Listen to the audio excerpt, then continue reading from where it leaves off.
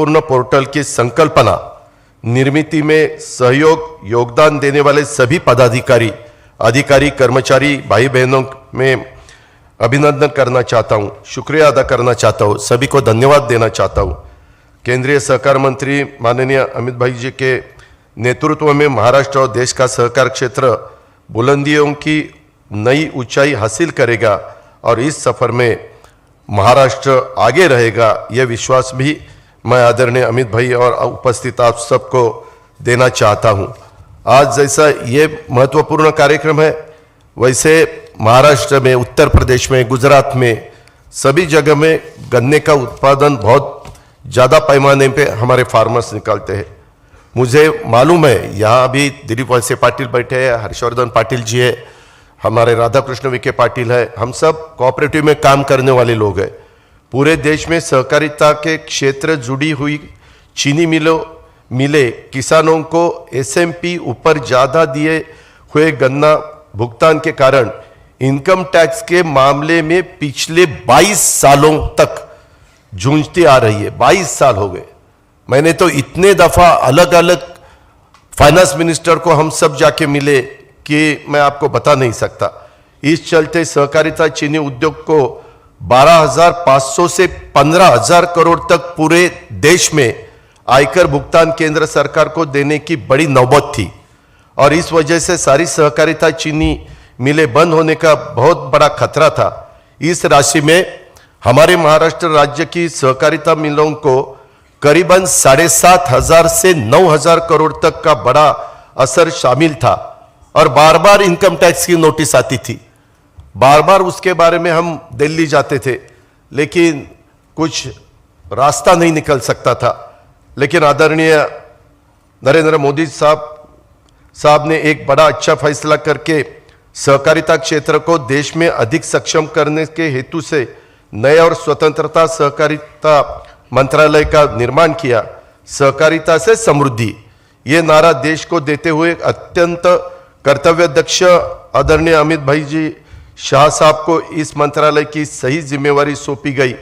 मुझे आप सबको ये जानकारी देते हुए खुशी हुई जब सहकारिता चीनी उद्योग का प्रतिनिधि मंडल इनकम टैक्स की इस समस्या को हल करने के लिए हेतु से आदरणीय अमित भाई जी को मिलने के लिए उन्होंने इस मंडल को आश्वस्त किया कि गन्ना किसानों और सहकारिता चीनी मिलों के हित में जरूर हल निकालेंगे।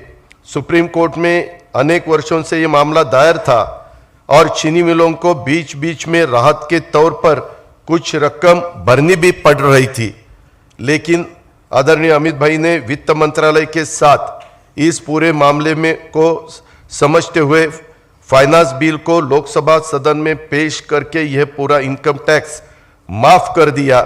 इससे सब भारत देश के और महाराष्ट्र के गन्ना किसानों में एवं सहकारिता चीनी उद्योग को बड़ी राहत प्राप्त हुई।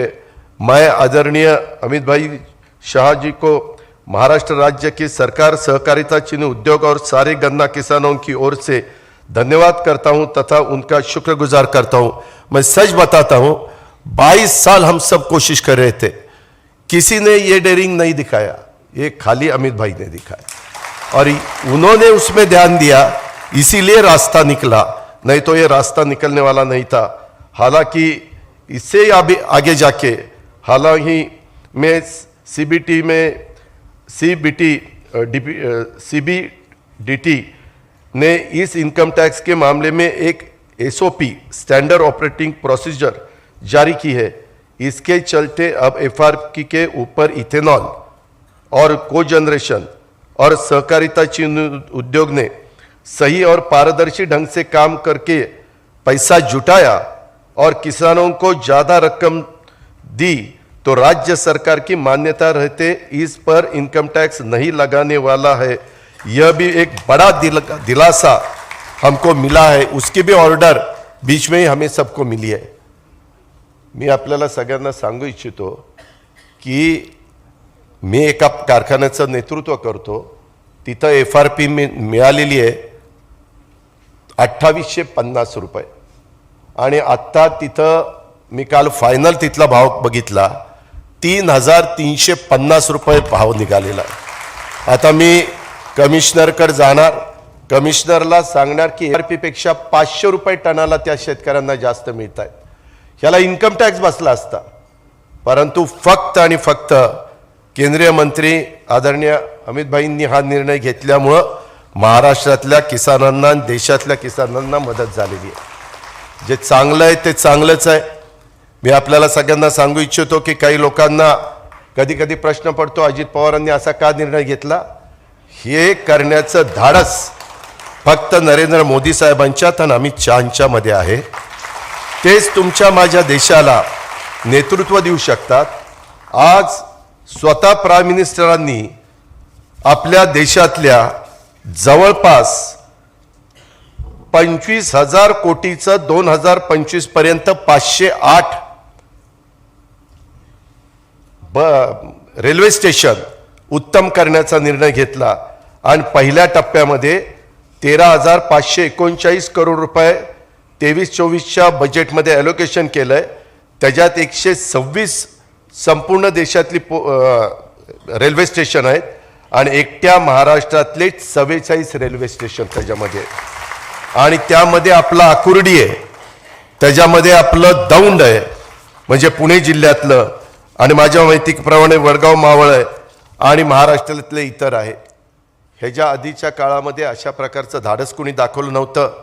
आपल्या महाराष्ट्रामध्ये आत्ता इन्फ्रास्ट्रक्चरच्या बाबतीमध्ये गव्हर्नमेंट ऑफ इंडियाच्याकडनं 80,000 कोटीची कामं चालू आहेत. 80,000 कोटीची.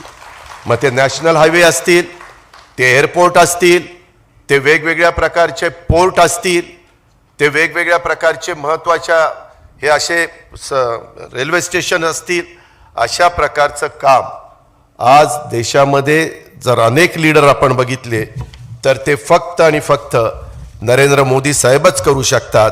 आणि त्यामुळं माझ्यासारख्या कार्यकर्त्याला वाटलं की अशा नेत्याच्या पाठीशीच आपण उभं राहिलं पाहिजे आणि त्याच्यातून तुमच्या माझ्या शाहू फुले आंबेडकरांच्या महाराष्ट्राचा, छत्रपती शिवाजी महाराजांच्या महाराष्ट्राचा, देशाचा तर विकास ते करतायतच. कधी सुट्टी नाही, काही नाही, दिवाळी नाही. दिवाळीला नरेंद्र मोदी साहेब तिकडं बॉर्डरवर जाऊन जवानांना भेटतात. गेल्या 9 वर्षामध्ये ज्या प्राईम मिनिस्टरनी कसल्याही प्रकारची सुट्टी घेतली नाही, अशा प्रकारचे प्राईम मिनिस्टर, मी मागच्या कुठल्या प्राईम मिनिस्टरच्या बद्दल अपमान नाही करणारे शब्द वापरणार नाही, परंतु हे फक्त आणि फक्त नरेंद्र मोदी साहेबच करू शकतात. आज देशाला त्यांच्याशिवाय पर्याय नाही. जगामध्ये मान्य झालेलं ते नेतृत्व आहे आणि आज अमित भाई देखील तितक्याच तडफेने काम करतात. मला देखील एखादं काम त्यांना सांगितल्यानंतर ताबडतोब त्याचा निकाल लागतो. आज देखील मी मुख्यमंत्री आणि देवेंद्र फडणवीस साहेब 1 तास त्यांच्याशी चर्चा करत होतो. आम्ही मेट्रोच्या बद्दलचं काम त्यांच्या कानावर घातलं. आम्ही त्याच्याचबरोबर त्या ठिकाणी आपल्या पुणे नासिक सेमी हाई स्पीड रेल लाइन के बारे में उनके साथ हमने बात की. उन्होंने बताया उसके बारे में ठीक से निवेदन मेरे पास भेज देना. ये दोनों भी काम मैं महाराष्ट्र के लिए करने के लिए तैयार हूँ. ऐसा पॉजिटिव अप्रोच उनका रहता है, इसीलिए हम बहुत खुश है. मैं फिर एक दफ़ा आप सबको और अमित भाई जी को और सभी साथियों को धन्यवाद अदा करता हूँ और मेरे वीरों को शब्दों को विराम देता हूँ. जय हिंद, जय महाराष्ट्र. धन्यवाद आपके उद्बोधन के लिए. अभी मैं माननीय उप मुख्यमंत्री श्री देवेंद्र फडणवीस